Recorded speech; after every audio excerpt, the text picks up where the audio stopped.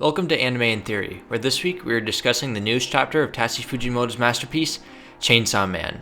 This week we are taking a closer look at Chainsaw Man Part 2, Chapter 25, or Chapter 122. If you're wondering why the intro and my channel look a bit different, well, that's because they are. If you missed it, I decided to rebrand from Chainsaw Man Reviews to my new name, Anime in Theory. Go check out this video where I go into more detail about why I made the decision, but essentially, long story short, I felt that the name Chainsaw Man Reviews would be a hindrance in me branching out to making videos about other series, which I would want to do. And those videos about the other series are actually doing pretty well now. Examples being the Berserk and JJK video. I still will be reviewing the new Chainsaw Man chapters every single week. Don't expect that to ever change. Anyways, let's get into the Chainsaw Man newsletter. And there isn't much to talk about other than this chapter that we are talking about right now getting leaked a week early. Yeah, my guess is that some intern forgot about the bi-weekly schedule and just hit publish without thinking. I asked you guys in a poll if you want me to talk about the chapter early, and most of you said no, and to wait for some official release, so that's what I'm doing. Quick disclaimer, I did decide to type up the script for this video a little bit early, so all I have to go off of are questionable fan translations that have already had a lot of corrections. So if things sound slightly off, that's probably why. That's about it for the news, but before we get into the chapter, if you liked the video, make sure to leave a like down below and subscribe if you want more Chainsaw Man content directly into your inbox. Let's move ahead. Immediately, this chapter starts out very strange with Fami and Yoshida sitting at the restaurant Yoshida had taken Denji to a couple of chapters back. It seems that the two have some matters to discuss. Yoshida makes mention of the fact that Fami gave herself a name. He's surprised, as it seems that devils aren't the best when it comes to naming themselves for some reason.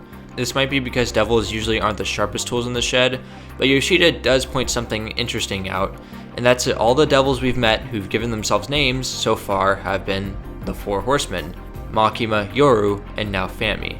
I always just assumed that this was just Fujimoto giving them names to differentiate them, but now he may be implying that there's some significance to it. Anyways, Yoshida gets straight to the point, as it turns out there's been a rumor going around about something called the Prophecy of Nostradamus, in which in July 1999, the King of Fear will come to the Earth, wiping out all of humanity. Fun fact, this Prophecy of Nostradamus is a real thing. Nostradamus was a French seer who was famous for accurately predicting certain events during the 16th century, such as the deaths and assassinations of big political figures. He's one of the few people who said that drinking liquid mercury wasn't the best way to treat the Black Plague.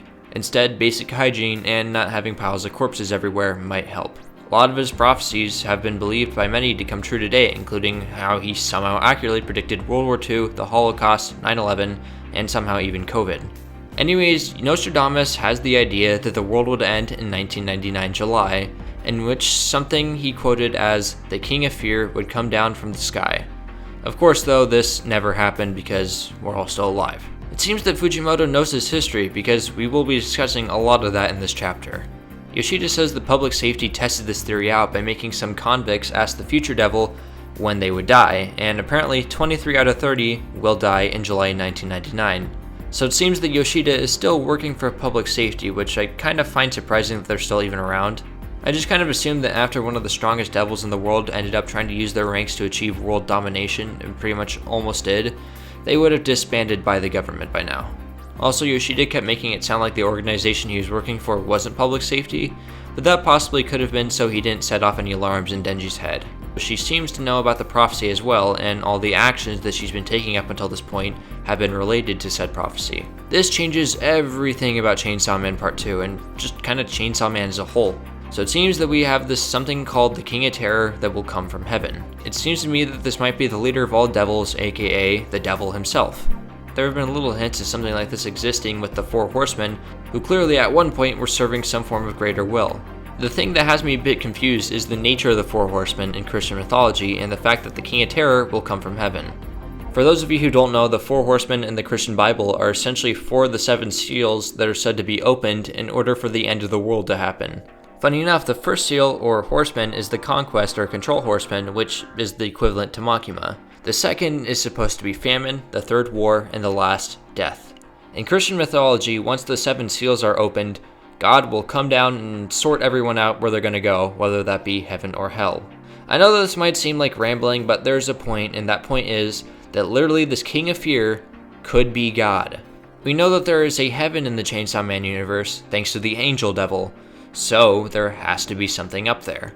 What could the Four Horsemen be doing to prepare for this prophecy is anybody's guess, but as far as Fami goes, she has been making a lot of contracts with young students for some reason. She also wants Asa to be able to harness Yoru's power, so she could be trying to put together a family reunion. Whatever it is, she still has some predictions of her own, as Fami says that the other convicts will die this week, since the root of the world's fear is in Tokyo right now, where Mitaka was last seen. We get cut off before we learn her name, but I think this might finally be the Death Devil. We cut to a young couple watching TV in their apartment.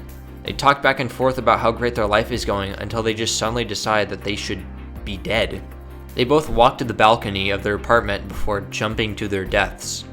Yoru watches from below as tons of people are now falling from the apartment, and she arms herself with a ruler sword. She watches as lots of bodies begin to climb on top of one another until some weird amalgamation of limbs comes out of the pile. Yoru realizes that she's in over her head, and she says that she can't fight her and runs.